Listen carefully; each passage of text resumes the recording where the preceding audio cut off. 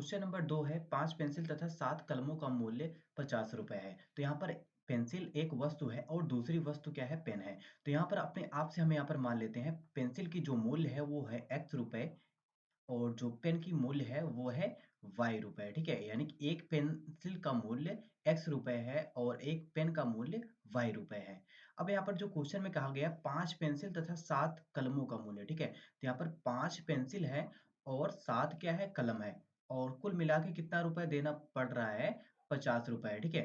और उसके बाद यहाँ पर जो कहा गया है कि जबकि 7 पेंसिल, ठीक है, इस बार कितना पेंसिल, 7 पेंसिल और 5 कलम जो है उसका मूल्य कितना होता है, 46 रुपए होता है। अर्थात यहाँ पर हमने x माना था तो इसके साथ में क्या लगा देंगे, x लगा देंगे और यहाँ पर भी क्या लगा देंगे, x लगा देंगे। और पेन वाले के साथ हमने y माना है तो यहाँ पर y लगा देंगे गुणे में और यहाँ पर y लगा देंगे। और इनका योगफल अर्थात 5 पेंसिल और 7 कलम का मूल्य कितना है, 50 रुपए। यानी कि 5x प्लस का 7y बराबर कितना हो जाएगा, ये 50 हो जाएगा, ठीक है। और यही हो जाएगा हमारा समीकरण नंबर 1 और दूसरा हो जाएगा 7x प्लस का 5y बराबर 46, ठीक है। तो ये हो गया समीकरण नंबर 2। तो यहाँ पर यही लिखा गया, ये है समीकरण नंबर 1 और ये है समीकरण नंबर 2। यहाँ तक की बात क्लियर है। आगे देखते हैं। अब इन समीकरणों को क्या करना है, हल करना है। तो यहाँ पर समीकरण 1 सबसे पहले हल किया जा रहा है। समीकरण 1 को हल करने पर, तो यहाँ पर समीकरण 1 पहले लिखेंगे 5x प्लस का 7y बराबर का 50। अब इसी को हल करना है तो सबसे पहले यहाँ पर एक ग्राफ टाइप का इस तरीके से बना लेंगे, ठीक है। एक बॉक्स टाइप का यहाँ पर लिखेंगे x और यहाँ पर लिखेंगे y। अब यहाँ पर हम रख रहे हैं x के स्थान पे 3, ठीक है। x के स्थान पे अगर हम 3 रखेंगे तो ध्यान से देखिए, यहाँ पर थोड़ा आपको समझाते हैं किस तरीके से इसको किया जाएगा।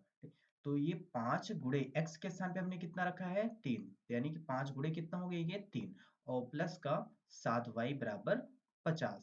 तो ये 5 से ये कितना हो जाएगा, 15 प्लस का 7y बराबर 50। तो यहाँ से 7y बराबर कितना आ जाएगा, 50 और ये 75 होगा 15, इस तरफ आएगा माइनस का 15 हो जाएगा। तो ये 7y बराबर आ जाएगा 35 और ये 7 से कटेगा, 7 बचे कितना हो जाएगा, ये 35। तो y बराबर यहाँ पर आ जाएगा 5, ठीक है। तो यहाँ पर y का मान कितना आएगा, 5। इसी तरीके से यहाँ पर सभी का निकालेंगे। इस बार हम रख रहे हैं y के स्थान पे 0, तो x हमारा कितना आ जाएगा, यहाँ पर 10 आ जाएगा। और यहाँ पर अगर हम रखेंगे y के स्थान पे कितना, 10, तो x जो आएगा वो कितना आएगा, माइनस का 4। आप इस तरीके से आसानी से हल कर सकते हैं जैसे अभी हमने आपको बताया, ठीक है। तो यहाँ पर ये बिंदु आ जाएगा, बिंदु आएगा एक 3 कामा 5, फिर 10 कामा 0 और माइनस 4 कामा 10। यहाँ तक की बात क्लियर है। अब इन सभी बिंदुओं को हमें क्या करना होगा, ग्राफ पेपर पे दर्शाना होगा। तो सबसे पहले यहाँ पर हम दर्शाते हैं 3 कामा 5 को, उसके बाद 10 कामा 0 को और माइनस 4 कामा 10 को, ठीक है। चलिए यहाँ पर देखते हैं इसको ग्राफ पे किस तरीके से दर्शाया जाएगा। तो यहाँ पर सबसे पहले ग्राफ में देखा जाए तो यहाँ पर हम सबसे पहला यक्स पे कितना, यक्स पे 3 देखना है और वाई पे 5, ठीक है। तो यक्स वाले पे 3 वाली लाइन ऐसे डॉट लाइन से यहाँ पर करेंगे और कहाँ तक जाएंगे, 5 तक जाएंगे, ठीक है। तो ये हमें पॉइंट मिलेगा 3 कामा 5। इस पॉइंट का नाम क्या होगा, 3 कामा 5। उसके बाद दूसरा जो पॉइंट था हमारा 10 कामा 0। तो 10 यक्स पे कितना है, 10 है और वाई पे 0। इस पॉइंट का नाम क्या होता है, 10 कामा 0। यहाँ पर ये हमारा दूसरा पॉइंट हो गया। उसके बाद यहाँ पर जो माइनस 4 कामा 10 था, यक्स पे कितना है, माइनस 4 है और वाई पे कितना है, 10 है। तो माइनस 4 कामा 10 देखेंगे, माइनस 4 किस तरफ होता है, इस तरफ होता है। तो यहाँ पर माइनस 4 को यहाँ पर हम क्या कर रहे हैं, डॉट लाइन से यहाँ पर बना रहे हैं जिससे आपको ये समझ में आ जाए अच्छे तरीके से। यहाँ पर देखेंगे डॉट लाइन से इस तरीके से मिलाया जा रहा है और ये x बराबर माइनस 4 है और ये y बराबर कितना, 10 है, ठीक है। तो ये पॉइंट हो गया माइनस 4 कामा 10। आई होप यहाँ तक क्लियर होगा आपको। तो चलिए अब आगे इसके बाद देखते हैं। ये हो गया हमारा समीकरण नंबर 1। यहाँ पर लिख भी देते हैं ये हमारा कौन सा है, जो ब्लैक टाइप से बनाया गया है, ये हमारा समीकरण नंबर 1 है। अब इसके बाद क्या करना है, यहाँ पर अभी हमें समीकरण 2 को भी हल करना है। अब चलिए समीकरण 2 को हल करते हैं। यहाँ पर समीकरण 2 हमारा कितना है, 7x प्लस का 5y बराबर 46। तो यहाँ पर सबसे पहले समीकरण को लिखा जाए। समीकरण 2 को हल करने पर, समीकरण 2 को हल करने पर। तो यहाँ पर समीकरण 2 को सबसे पहले लिखते हैं 7x प्लस का 5y बराबर 46। अब यहाँ पर एक बॉक्स टाइप का बनाएंगे, यहाँ पर लिखेंगे x और यहाँ पर लिखेंगे y। तो यहाँ पर x के स्थान पे हम कितना रख रहे हैं, 8 रखेंगे। यहाँ पर अपने आप से आप कुछ भी रख सकते हैं, लेकिन खासकर आप ऐसे कोई संख्या रखेंगे जिससे वो y का जब मान निकालें तो वो बटे में ना आए। ठीक है, बटे में आता है थोड़ा बहुत, ग्राफ बनाने में थोड़ा बहुत प्रॉब्लम हो सकता है। यहाँ पर 7 गुणे कितना करेंगे, 8 और प्लस का 5y बराबर यहाँ पर 46। तो ये 5y बराबर 46 है और ये 7 अठे कितना होगा, 56। ठीक है, और ये पक्षांतर होके जाएगा तो ये हो जाएगा माइनस का 56। तो 5y बराबर यहाँ पर आ जाएगा माइनस का 10 और y बराबर कितना आ जाएगा यहाँ पर, y बराबर हमारा आ जाएगा माइनस का 2। ठीक है, तो y यहाँ से आ गया माइनस का 2। तो x हमने 8 रखा तो y हमारा कितना है, माइनस 2 आया है। अब यहाँ पर अगर हम x के स्थान पे 3 रखेंगे तो y का जो मान आएगा कितना आएगा, 5 आएगा। और इसी तरीके से यहाँ पर y के स्थान पे अगर हम 12 रखेंगे तो x का मान कितना आएगा, माइनस का 2 आएगा। यहाँ से बिंदु सभी लिख लेंगे।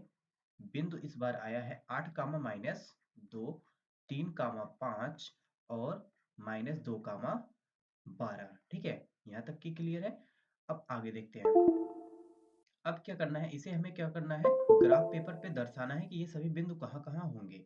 तो यहाँ पर सबसे पहले अब चलिए इसको दर्शाते हैं, किस तरीके से यहाँ पर दर्शाया जाएगा। तो यहाँ पर आ जाते हैं ग्राफ पेपर पे। तो ग्राफ पेपर पे ध्यान से देखेंगे, जो पहला बिंदु हमने लिखा था 8 कामा माइनस 2। ठीक है, x पे कितना है, 8 है, y पे माइनस 2 है। यहाँ पर आप देख सकते हैं ये 8 यही है।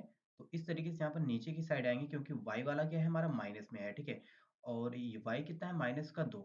इस तरीके से ये हमारा क्या हो जाएगा, बिंदु निकलेगा। यहाँ पर इस पॉइंट को क्या लिखेंगे, 8 कामा माइनस 2। ठीक है, उसके बाद यहाँ पर जो दूसरा पॉइंट है 3 कामा 5। तो यहाँ पर देखेंगे 3 कामा 5 को हमने पहले ही दर्शाया है, यही जो पॉइंट है हमारा, यही क्या है, हमारा 3 कामा 5 है।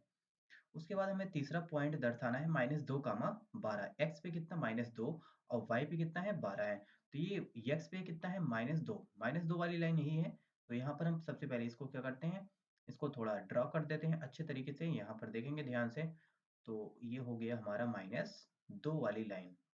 ठीक है, x बराबर कितना, माइनस 2। और y पे हमें जाना था 12। तो ये y वाली लाइन है जो आप देख रहे हैं।